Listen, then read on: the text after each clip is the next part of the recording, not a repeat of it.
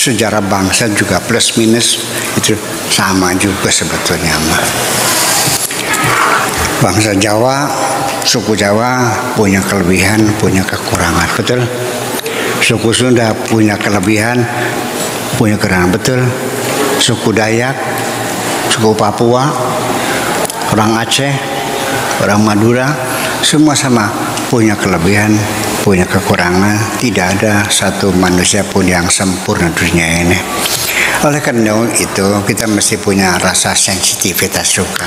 Sesungguhnya Al-Quran ini bukan untuk mencaci maki Yahudi, bukan untuk mendorong kebencian pada Yahudi, tidak.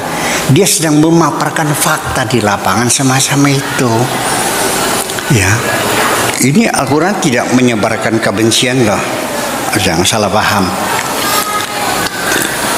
Yahudi sebagai bangsa is okay. Iya kan? Yang bikin orang Yahudi siapa? Ya sudah, yang ngasih makan siapa? Lalu urusan apa kamu membenci mereka? Kita tidak suka itu karena mereka menduduki tanah Palestina, itu aja persoalannya. Lupakan saja masa lalu, nikmati saja hari ini, serahkan saja masa depan kepada Tuhan. Dengan sebab engkau selalu meratapi masa lalu dan menakuti masa depan, engkau kehilangan kenikmatan hari ini. Carilah, larilah yang kencang, wahai kekasihku. Jangan sering menoleh ke belakang, nanti engkau akan tertinggal. Kijang itu larinya lebih kencang dari macan, tetapi akhirnya tertangkap juga karena kijang terlalu sering menoleh ke belakang.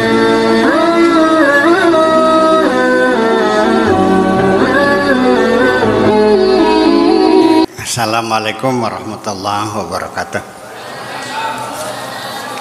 Bismillah, tawakkaltu ala Allah, la haula wala quwata illa billah. Asyhadu an la ilaha illallah wa asyhadu anna Muhammadar Rasulullah. Allahumma salli ala sayyidina Muhammadin wa ala alihi wa sahabatihi ajma'in, ma ba'd. Kita lanjutkan di halaman 803, sedang mengurai tentang watak dan tabiat orang-orang Yahudi seperti yang dijelaskan dalam Al-Quran. Sebelum kita baca, saya ingin mengomentari dulu bahwa sesungguhnya ketika Al-Quran berbicara tentang Firaun dengan kediktatorannya, itu bola putih. Sebetulnya Allah lagi ngomelin kamu. Allah cerita tentang watak orang Yahudi, itu hanya bola putih. Sesungguhnya sedang ngomelin, ya gitu. Jadi tidak seperti itu. Seperti saya ingin menegur seseorang teman, saya bercerita tentang orang lain. Teman saya kalau makan mulutnya berbunyi, masa semangat, makanya jangan bunyi gitu, bikin malu, masa gitu ya, enggak lah. Saya ceritakan gitu. Saya dulu punya teman lagi makan bersama dengan seorang menteri, karena berbunyi dia diusir. Namanya Pulan. Orang yang makannya bunyi nih tertawa terbahak-bahak. Iya kan? Jadi Allah sedang menyindir kamu melalui tabiat orang Yahudi. Sebetulnya itu tabiat kamu juga. Nah, kamunya tertawa seolah-olah iya. Itu namanya tidak ngerti disindir. Kalau orang nggak ngerti disindir, dia apain? Tampok. Ya kalau belum paham sih. Itulah artinya demikian. Baik, kita lanjutkan seperti pendahuluan aja. Bismillahirrahmanirrahim. Wa hakadha tatakashafu hadhil hamlah an kashfi tabi'atil yahud wa tarikhihim. Demikianlah pada ayat-ayat yang lalu telah diungkapkan, diceritakan bagaimana tentang tabiat dan sejarah orang-orang Yahudi. Itu. Kemudian wa fadahi ta'illatihim wa adamil istijabati rasul, dan juga pada ayat yang lalu diungkapkan berbagai alasan-alasan cara orang Yahudi ngeles, ya, mereka tukang ngeles, ya, terhadap sikap mereka yang tidak responsif terhadap seruan para rasul mereka. Wa adamul istijabati lirrasul, ya. Wa ta'annutihim, dan juga sikap kaku mereka, keras kepala mereka. Wa damghihim bi ta'annuti ma'a nabiyihim wa qaidihim wa muqidhihim, dan juga keras kepala mereka yang membatu bersama nabi mereka, bersama pemimpin mereka, dan bersama juru selamat mereka. Tetap saja mereka ngelawan.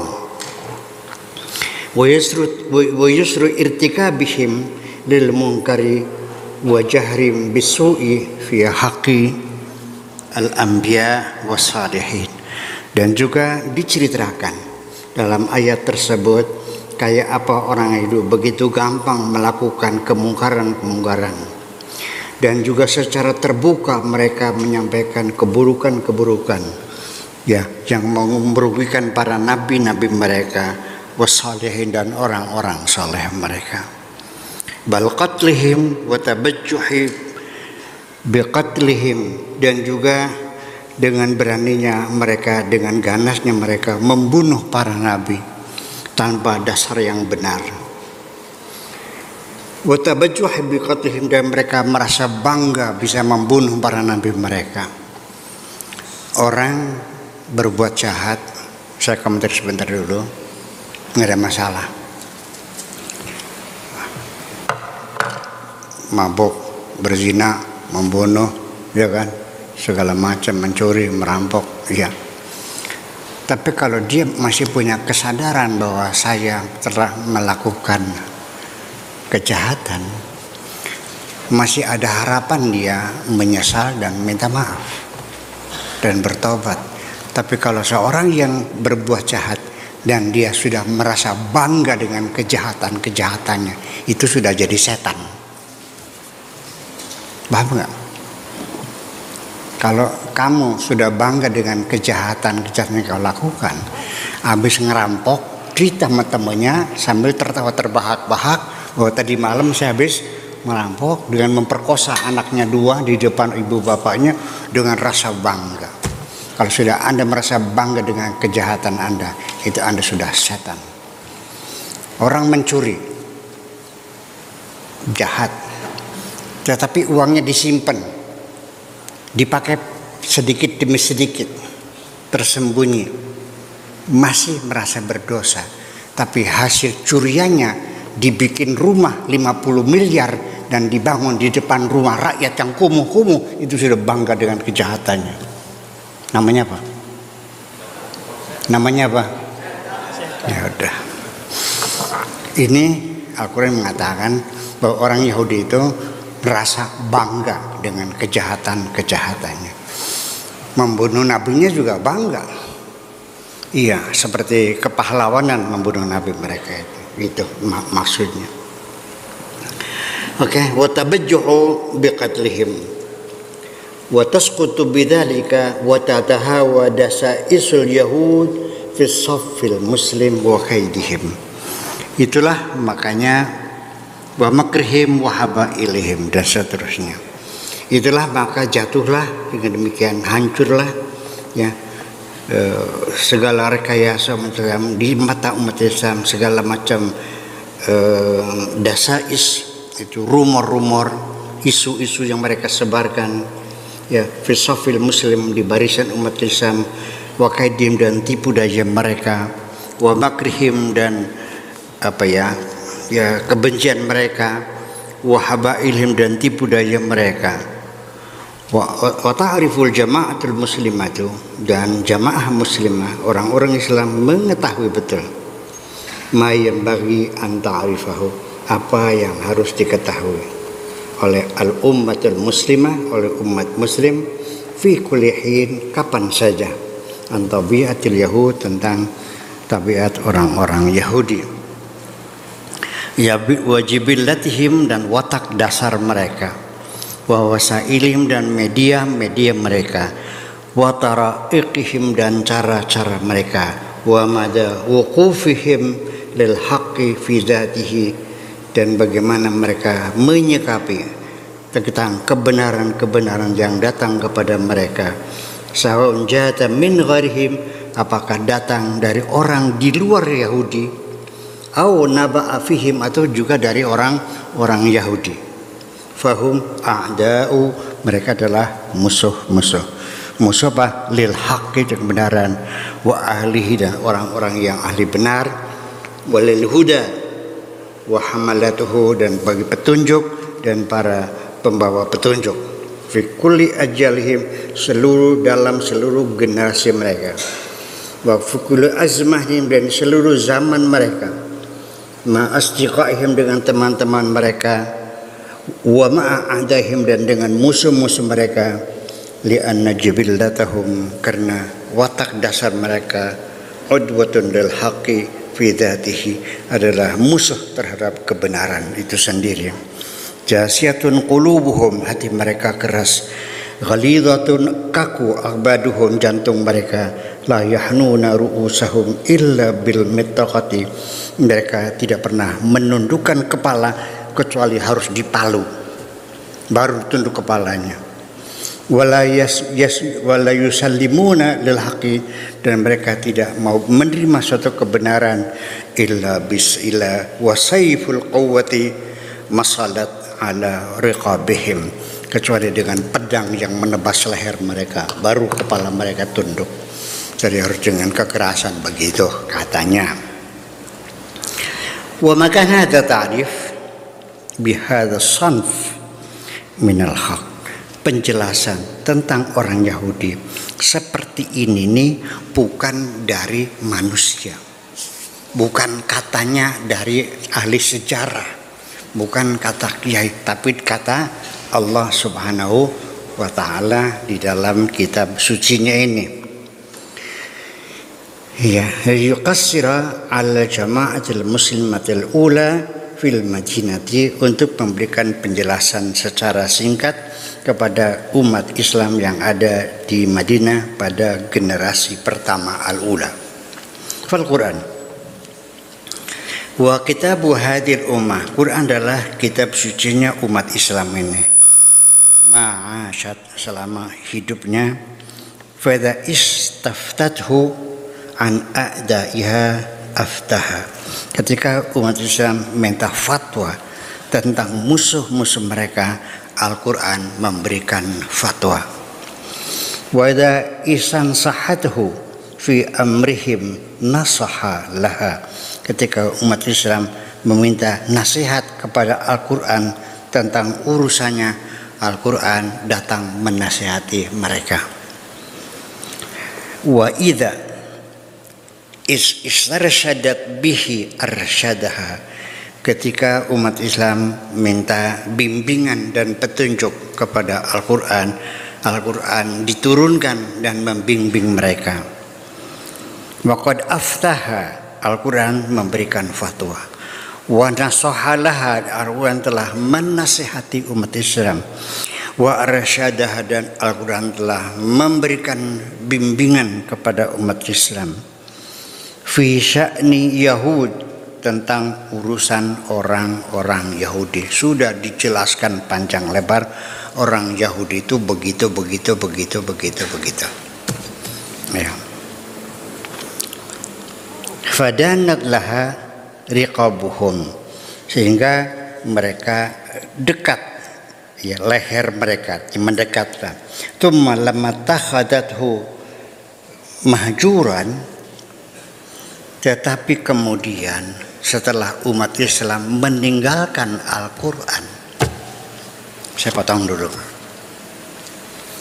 keluhan Nabi terhadap umat Islam, Rabbi inna qaumi ittakhadhu hadzal qur'ana mahjura, Ya Allah, wahai Tuhanku, umatku telah meninggalkan Al-Quran. Kamu ini sudah meninggalkan Al-Quran, sadar nggak? Gayanya kalau kita berbeda pendapat kembalikan kepada Quran. Bagaimana kembalikan? Bacanya nggak bisa. Baca salam lulu, maknanya juga ngerti kok. Pernah baca Quran? Pernah hatam Quran? Enggak kok. Pernah ngaji? Enggak kok. Gayanya. Ya. Jadi sampai-sampai ketika saya mengatakan Anda ini sudah meninggalkan Al-Quran, dia marah karena dia merasa aku yang paling berpegang Al-Quran, selain aku semuanya meninggal Al-Quran. Dia sendiri merasa dirinya yang paling kukuh berpegang pada Al-Quran. Padahal menurut saya kamu itu meninggalkan Quran. Jadi gimana benernya? Masing-masing kelompok nggak usah disebut namanya, tersinggung lagi. Nih, gara-gara YouTube ini sensitif banget sih. Kelompok A mengklaim kami yang berpegang pada Al-Quran, selain kami sudah meninggalkan Al-Quran. Kelompok B mengatakan begitu juga. Sampai Z mengatakan begitu semua. Jadi yang benar mana? Yuk mari kita uji, Anda ini sudah meninggalkan Al-Quran atau tidak? Iya. Meninggalkan itu termasuk tidak pernah menghayati, tidak pernah memaknai, tidak pernah menjiwai, tidak pernah mempelajari Al-Quran. Yang ada hanya tilawah. Itu yang paling masyhur mah. Semuanya ikut serta, tapi begitu kajian resmi, kajian serius, berpaling muka semuanya. Afala yatadabbaruna al-Qur'ana am ala qulubihim aqfaluha. Kamu mikir enggak sih Al-Quran? Atau otakmu terkunci? Atau otak terkunci? Termasuk juga meninggalkan Al-Quran ketika engkau menafsirkan sesuka wudelmu. Apa wudelku? Menafsirkan sesuka wudelmu, sesuka bujalmu, kata orang Sundanya bujal namanya. Ya, saya anak-anaknya aja. Nah itu sejak kapan? Sejak dulu, bukan sejak sekarang. Al-Quran bilang wa ma arsalnaka illa rahmatan lil alamin. Kami tidak mengutus kamu hai Muhammad kecuali untuk membagikan rahmat kepada alam semesta. Ditafsirkannya alamin al-muslimin. Non muslim tidak kebagian rahmat secara eksklusif. Itu tafsir At-Tabari loh. Tapi itu menjadi rujukan umat Islam loh. Ya. Dan sudah saya konfirmasikan ke Pak Profesor Dr. Quraisy, bagaimana Pak Prof ini begini tafsir zaman dulu nih. Ya udah antum a'lamu minni, Anda lebih tahu kok. Ya udah. Iya kan? Iya. Jadi ya, oleh karena dia berpegang pada tafsir-tafsir generasi awal, dikiranya berpegang Al-Quran. Yang terapanya sudah jauh itu. Bukan sekarang, dari dulu sudah menjauhkan. Inna qaumi takhadhu hadzal qur'ana mahjura. Al-Quran selalu menjawab, minta nasihat dinasihati, minta fatwa dikasih fatwa, minta petunjuk dikasih petunjuk. Tapi dasar akhirnya mereka meninggalkan Al-Quran. Sementara kata mahjuran, ya. Dan nathiya lil Yahud, akhirnya ya kamu ya sama dengan Yahudi lagi akhirnya. Akhirnya kamu juga sama dengan Yahudi juga, Yahudi ireng sih sama. Gitu. Kama ra'ainaha tatajamma'u taghlibuha minhum asyirtima as-saghira, yang akhirnya kita saksikan tahun 67 21 negara Arab yang beragama Islam bersama-sama mengepung Israel, berang melawan satu negara kecil di Timur Tengah. Mereka kalah, bertekuk lutut di hadapan Yahudi dengan Israel. Lalu para mubaliknya, kita perang kalah lawan Yahudi karena gara-gara perempuan muslimnya sudah tidak pakai kudung lagi, tidak pakai jilbab. Apa bunganya? Mubalik-mubaliknya mengatakan kita kalah oleh Israel karena perempuannya sudah lepas jilbab. Oh, jadi karena jilbabnya lepas, kalau pakai jilbab terus menang gitu ya? Gitu dah maksudnya. Kalau kamu pakai jubah, kamu hebat gitu. Nggak ngerti saya mah, nggak paham. Saya paham beli? Enggak, saya nggak paham juga. Iya. Ini saya mengatakan begini, bukan merendahkan. Ketika kamu sholat 5 waktu berjamaah semua, lu negeri makmur nggak? Ini bukan berarti saya merendahkan sholat, bukan. Artinya anak jeluntrungnya, ngerti jeluntrung? Kita ngomongin ngalor, sedang ngidul. Ya itu persoalannya, ya dong. Nah, maksud saya semacam itu. Jadi alasan-alasan yang tidak masuk akal lah. Iya. Ya sebenarnya perangnya kalah ya karena tidak ada persatuan di antara umat Islam sendiri kok. Betul enggak? Ya iya, karena ada pengkhianatan juga. Perang tahun 1973, perang Oktober tahun 73, saya ada di sana. Ya, saya ada di Syria. Urutan kita juga rontok tuh bangunannya. Ya nggak parah sih, tembok sama pintu gerbang kaca itu pada hancur karena bomnya Israel itu. Akhirnya masyarakat Islam, masyarakat Indonesia dievakuasi ke Lebanon di sana. Ya, selama 1 bulan. Masyarakat dengan seluruh masyarakat Indonesia, saya ada di sana. Iya, kalah 11-21 negara melawan 1 negara sekecil Israel, kalah. Dan akhirnya bertekuk lutut dan terjadi perjanjian Camp David. Iya, Anwar Sadat dengan siapa? Dengan Jimmy Carter mendatangani perjanjian damai dengan Israel, namanya perjanjian Camp David. Mengakui negara Israel. Terus gimana?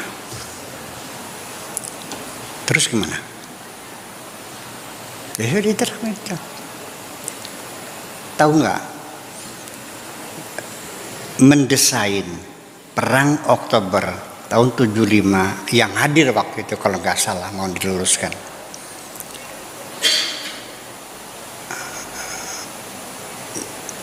Al-Malik Al-Muhammad Al-Khamis, Raja Muhammad V, Gaddafi, Saddam Hussein, Hafizul Asad, bapaknya Bashar Assad, Presiden Syria. Kemudian Raja Saudi, siapa namanya? Yang waktu perang 73. Raja yang dibunuh ditembak oleh ponakannya, Faisal. Wah, Raja Faisal, 5 orang. Rundingannya di dalam istana, yang temboknya kedap suara, yang tidak bisa disadap oleh intelijen manapun juga. Oke? 5 orang kepala negara Islam rapat ngambil keputusan perang Oktober.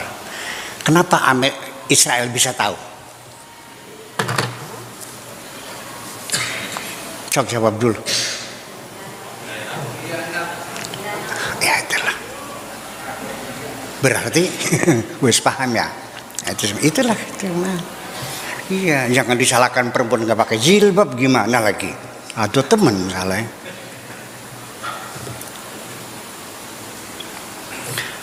Ini pas ngaji lampunya mati. Ini gara-gara Pak Tato tadi kencing nggak cebok.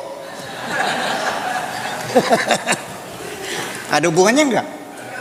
Ya udah. Nah itu cara kita berpikir, udah nggak berpikir. Kita ini sudah tidak berpikir kok. Kita sudah lama tidak berpikir. Afala yatadabbaruna al-Qur'ana am ala qulubihim aghfaluha. Apakah kamu tidak memikirkan Al-Qur'an atau karena otakmu sudah terkunci? Ya, otak kami sudah terkunci. Itu.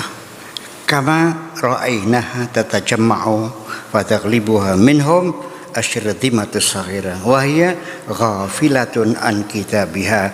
Umat Islam sudah lalai terhadap kitab sucinya. Al-Qur'anu syaridatun an hajihi. Al-Quran sudah nyasar ke tempat lain, tidak lagi memberikan petunjuk. Al-Quran tidak lagi sebagai guide of life umat Islam. Ya, hanya tinggal tilawah lagu-lagunya saja yang dipertandingkan di dunia internasional. Ya, tidak lagi sebagai kitab suci, sebagai pemersatu. Ya, malqiyatun bihi wara'aha dhahriyan, sudah dilemparkan di bawah punggul. Muttaba'atun qaulu fulan wa fulan, yang umat Islam sekarang hanya mengikuti kata si anu, tidak bertanya bagaimana kata Al-Quran, bagaimana kata Amerika, bagaimana kata Cina, bagaimana kata Rusia, bagaimana kata, pernah nanya bagaimana kata Quran? Enggak kan? Udah berhenti, udah ditinggalkan. Wasatabqa kadzalika riqatun ya fihi kaidi yahud wa qahri yahud. Itulah akhirnya umat Islam akan tetap tenggelam di bawah cengkeraman Yahudi, tipu daya Yahudi dan kekuatan Yahudi hatta tatuba ilal Quran, sampai kapan nanti kita kembali kepada Al-Quran lagi. Kesimpulan terakhirnya ini lagi menceritakan orang-orang Yahudi. Sebetulnya mah sejarah bangsa juga plus minus itu sama juga sebetulnya mah. Bangsa Jawa, suku Jawa punya kelebihan, punya kekurangan, betul. Suku Sunda punya kelebihan, punya kekurangan, betul. Suku Dayak, suku Papua, orang Aceh, orang Madura, semua sama punya kelebihan, punya kekurangan. Tidak ada satu manusia pun yang sempurna dunia ini. Oleh karena itu kita mesti punya rasa sensitivitas juga. Sesungguhnya Al-Quran ini bukan untuk mencaci maki Yahudi, bukan untuk mendorong kebencian pada Yahudi, tidak. Dia sedang memaparkan fakta di lapangan semacam itu. Ya, ini Al-Quran tidak menyebarkan kebencian loh, jangan salah paham. Yahudi sebagai bangsa is okay, iya kan? Yang bikin orang Yahudi siapa? Ya sudah, yang ngasih makan siapa? Lalu urusan apa kamu membenci mereka? Kita tidak suka itu karena mereka menduduki tanah Palestina, itu aja persoalannya. Iya kan? Dan mereka punya alasan bahwa ini tanah air mereka, the promised land, al-aradil mau'udah, the promised land yang dijanjikan. Itu dasarnya adalah karena dulu nenek moyang mereka pernah tinggal di Palestina 40 tahun lamanya. Nah sekarang nanya, kalau seseorang tinggal di suatu tempat yang statusnya bukan berdomisili, tapi karena tersesat 40 tahun, termasuk tanah airnya bukan? Saya 20 tahun di Timur Tengah. Apakah saya warga negara Timur Tengah?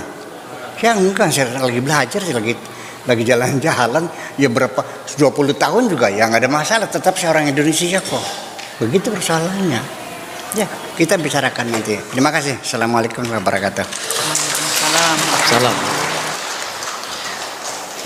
Aku hanya ingin berbagi kebahagiaan dan tidak menggurui siapapun. Terlalu sulit bagiku untuk menyalahkan siapapun. Akan tetapi apabila ada orang yang ingin mengisi raportku, tentu aku sangat gembira sekali. Dan kujamin aku tidak akan sakit hati sedikit.